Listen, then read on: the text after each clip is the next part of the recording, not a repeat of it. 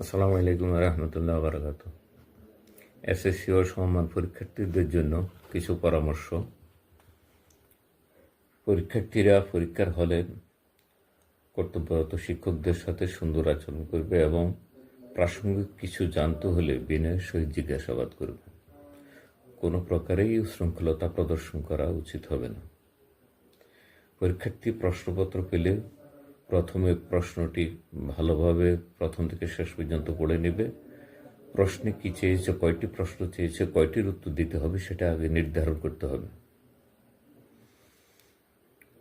প্রশ্ন যতগুলি দেওয়া হয়েছে, যতগুলি প্রশ্নের উত্তর দিতে বলা হবে, প্রত্যেকটি প্রশ্নের উত্তর দেওয়ার জন্য চেষ্টা করতে হবে, যেন কোনো প্রশ্ন উত্তর দেওয়া থেকে বাদ না থাকে, সেদিকে অবশ্যই সতর্ক দৃষ্টি রাখতে হবে।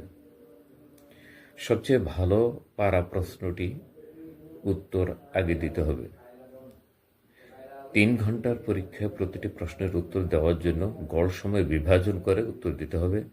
একটি প্রশ্নের উত্তর বেশি করে লিখে অযথা সময় অপচয় না করে যাতে প্রতিটি প্রশ্নের উত্তর দেওয়া যায় সেদিকে খেয়াল রাখতে হবে।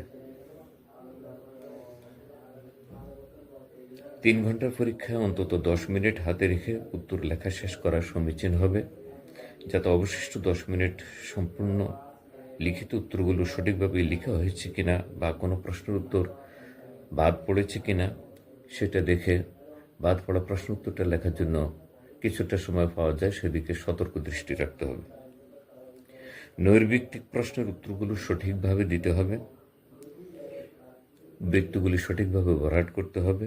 খেয়াল রাখতে হবে কোনো প্রশ্নের উত্তর দিতে গিয়ে কোনো বৃত্ত ভরাট যেন বাদ না পড়ে। অবশ্যই সেট কোড অনুযায়ী উত্তর দিতে হবে। যে সেট কোড এর প্রশ্ন সে পাবে সেই সেট কোডের বৃত্ত ভরাট করতে হবে প্রশ্নের উত্তরপত্রে।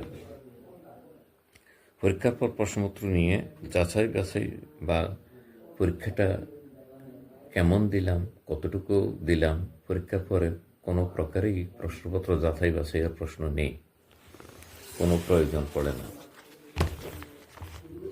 পরীক্ষা চলাকালীন গ্যাপ দিনগুলিতে অবশ্যই সময় নষ্ট না করে প্রতিটি বিষয় রিভিশন দিতে হবে। বেশি রাত জেগে পড়ে শারীরিক অসুস্থতা বাড়ানোর কোনো প্রয়োজন নেই।